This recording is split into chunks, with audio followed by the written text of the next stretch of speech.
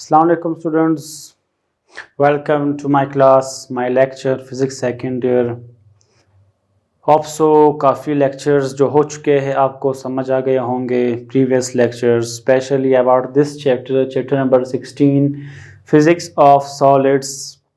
इसमें हमने काफ़ी पॉइंट्स अब तक पढ़े हैं। मैं एक ओवरव्यू देना चाहूँ उसके बारे में कि हमने फिज़िक्स ऑफ सॉलिड में सबसे पहले सॉलिड देखा, फिर हमने ये कहा कि इसका कोई ख़ास शेप, कोई ख़ास वॉल्यूम है। फिर हमने ये कहा इसमें कि इस सॉलिड के कुछ क्लासिफिकेशंस है, क्रिस्टलाइन सॉलिड, एमॉर्फस सॉलिड और पॉलीमर सॉलिड।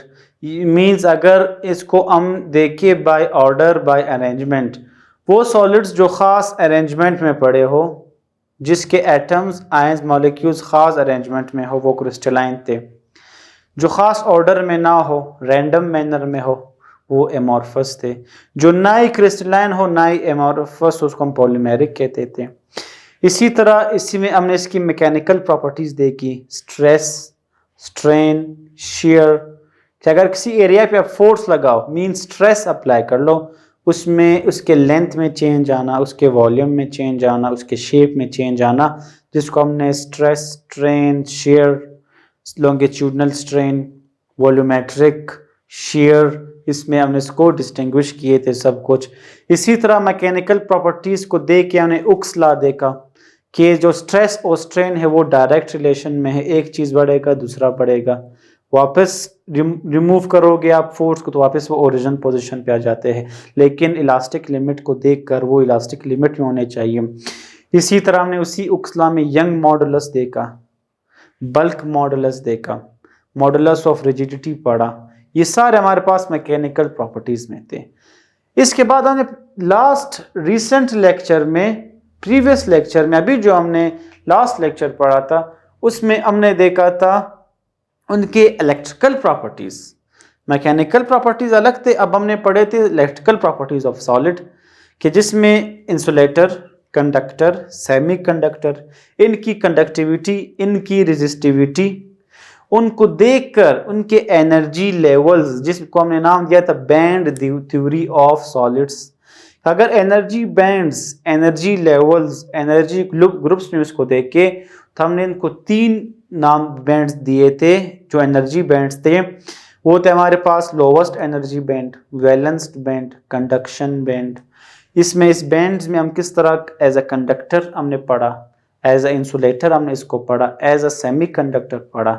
सेमी कंडक्टर में हमने ये कहा कि किस time as a insulator work करता है, किस टाइम एज अ कंडक्टर ये काम करता है। तो ये all over the physics of solids में हम कर चुके थे। अब आते हैं कंडक्टर्स, हम पढ़ चुके हैं जो करंट को हलाव करता है, पास करता है। अब हमारे पास है सुपर कंडक्टर्स। सुपर कंडक्टर्स क्या है?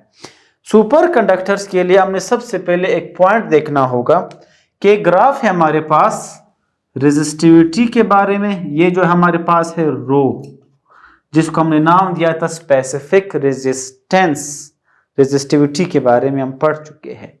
एक पार्ट है हमारे पास टेम्परेचर, या हम कहेंगे के, means temperature in kelvin. Super conductors के लिए अगर देखा जाए, हमने एक पॉइंट पढ़ा था एक प्रीवियस चैप्टर्स में, रेजिस्टेंस और टेम्परेचर के बारे में हमने एक रिलेशन देखा था कि अगर टेम्परेचर जितना कम होगा रेजिस्टेंस भी उतना कम हो जाएगा, टेम्परेचर जितना ज़्यादा होगा रेजिस्टेंस भी उतना ही ज़्यादा होगा।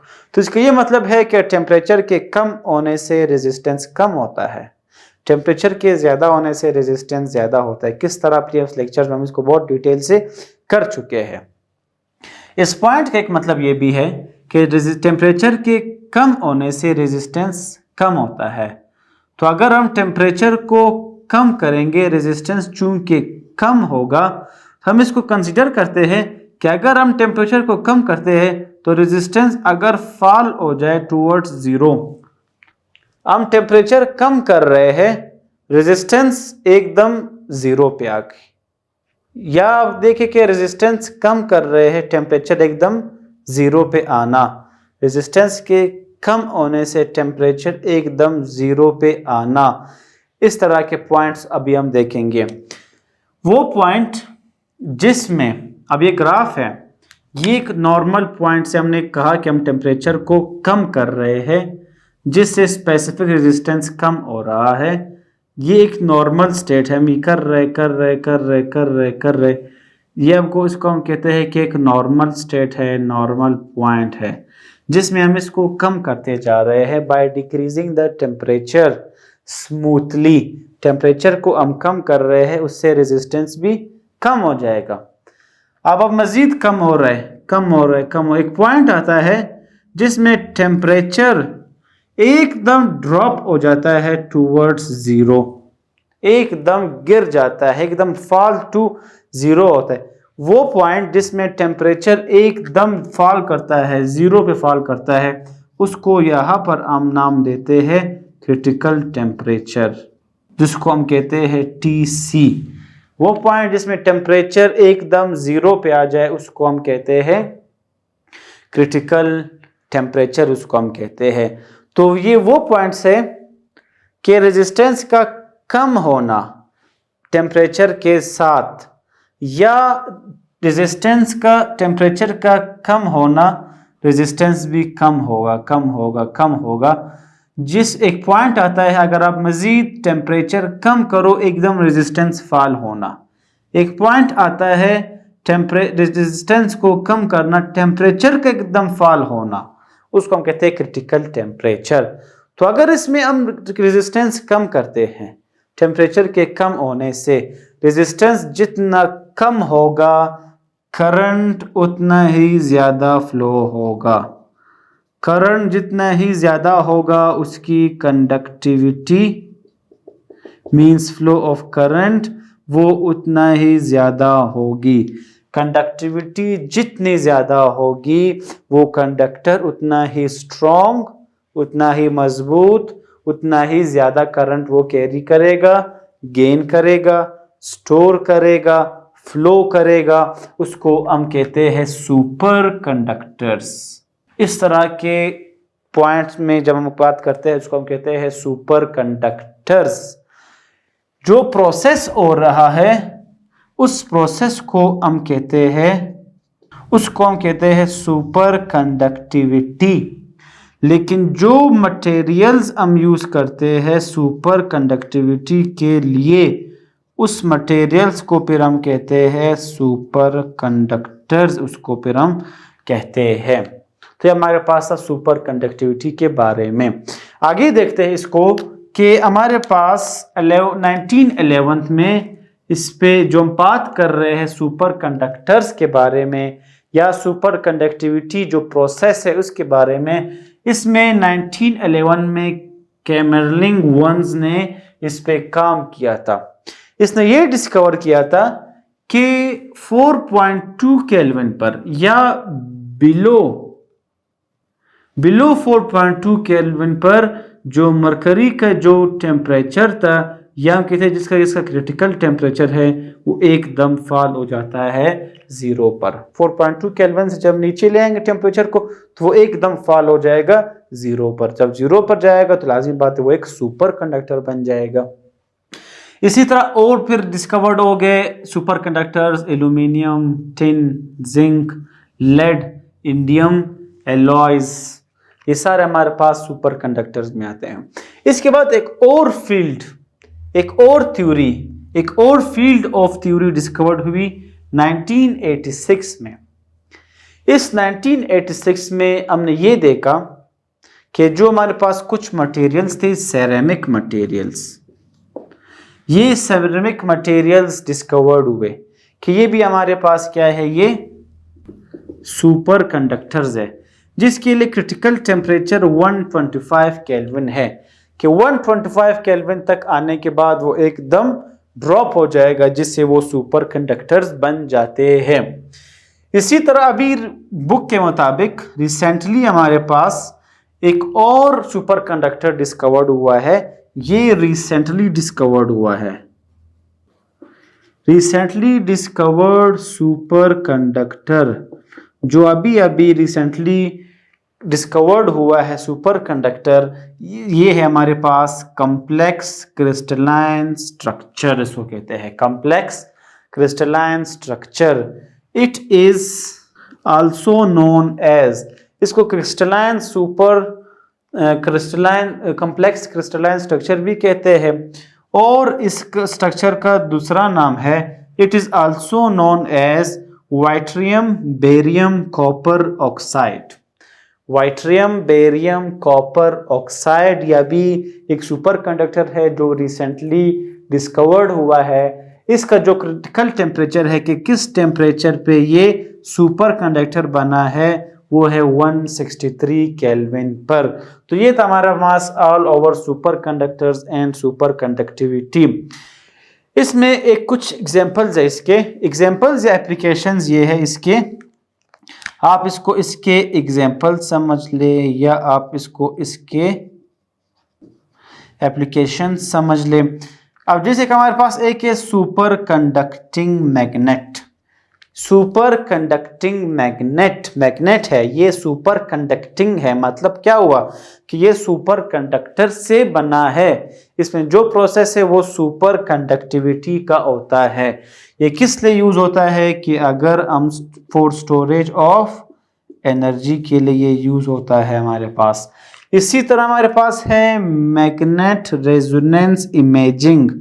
मैग्नेट रेजोनेंस इमेजिंग जिसको हम एमआरआई भी कहते हैं। पेशेंट्स होते हैं कि वो जाते हैं कि हमने एमआरआई करना है, तो ये मेडिकल साइंसेज में ये यूज होता है। ये हमारे पास मेडिकल साइंसेज में पेशेंट्स यूज करते हैं MRI for their treatment. Magnetic resonance imaging जो इमेज आपको मिलता है। इसके बाद है magnetic levitation train. Magnetic levitation train, ये ट्रेन बनते हैं जिसको मैग्नेटिक लेविटेशन ट्रेन कहते हैं। क्यों? क्योंकि इसमें हम यूज करते हैं सुपर कंडक्टिविटी का प्रोसेस। इसमें मटेरियल्स यूज होते हैं सुपर कंडक्टर्स। वो इसलिए कि अगर वो जो है ट्रैक पर ऑफ करते हैं, या मींस वो यू ट्रैक पर ऑफ करना, ऊपर चढ़ना, असेंडिंग ऑर्डर मींस चढ़ाई पर जाना, ऊपर जाना, तब जब वो ऊपर जाएगा तो ये मैग्नेट क्या करते हैं, जब ये ट्रैक ऑफ करते हैं तो मींस ये जो मैग्नेटिक लेविटेशन ट्रेन में जो ये जो सुपर कंडक्टर्स या सुपर कंडक्टिविटी है उसका ये मकसद है कि इस ट्रेन को पुश करना या पुल करना, पुश या पुल करना इस ट्रेन को, जिससे क्या होगा जो इस ट्रेन का फ्रिक्शन है वो फ्रिक्शन कम हो जाता है। जब भी फ्रिक्शन कम होता है तो उसका स्पीड मजीद इंक्रीज हो जाएगा। इस पॉइंट के लिए हम ये पॉइंट करते हैं। इसके अलावा पावरफुल जो इलेक्ट्रिक मोटर्स है उसमें ये यूज होते हैं, कंप्यूटर चिप्स में ये यूज होते हैं। तो ये एक शॉर्ट टॉपिक था सुपर कंडक्टर्स के जो रेजिस्टेंस और टेम्परेचर का जो रिलेशन है वो डायरेक्ट है कि अगर हम टेम्परेचर को डिक्रीज करेंगे रेजिस्टेंस डिक्रीज होगा, जिस वजह से एक पॉइंट आता है एकदम टेम्परेचर जीरो पे फॉल हो जाता है या रेजिस्टेंस एकदम जीरो हो जाता है। जब जीरो होगा तो लाजिम बात है मैक्सिमम करंट फ्लो करेगा। जब मैक्सिमम करंट फ्लो करेगा वो मटेरियल सुपर कंडक्टर बन जाता है। इस पर 1911 में कैमरलिंग ओन्स ने काम किया था। इसने फिर डिस्कवर्ड किए थे मुख्तलिफ सेमी कंडक्टर, जैसे कि मरकरी के 4.2 केल्विन से बिलो मरकरी एकदम वो सुपर कंडक्टर बना था।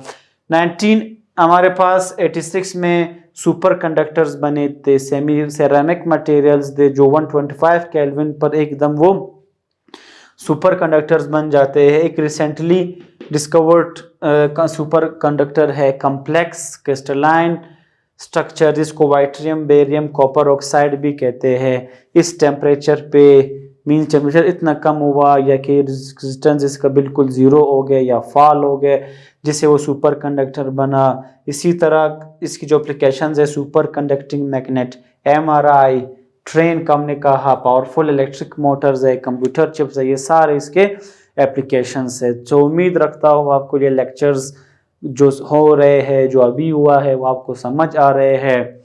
तो ये आता हमारे पास फिजिक्स ऑफ सॉलिड्स के चैप्टर में सुपर कंडक्टर्स नेक्स्ट लेक्चर में इंशाल्लाह मिलते हैं।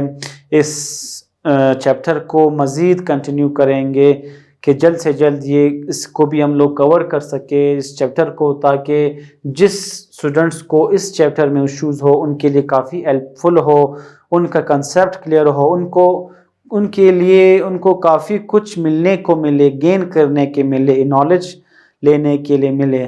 तो हम यहाँ पर हाजिर है आपको नॉलेज प्रोवाइड करने के लिए, आपको हेल्प देने के लिए। आपका जो कंसेप्ट्स है फिज़िक्स सेकंड ईयर वाले में उसको आप क्लियर कर ले, उसके जो न्यूमेरिकल्स हैं। तो मिलते हैं नेक्स्ट लेक्चर में। थैंक यू, तब तक के लिए अल्लाह हाफिज़।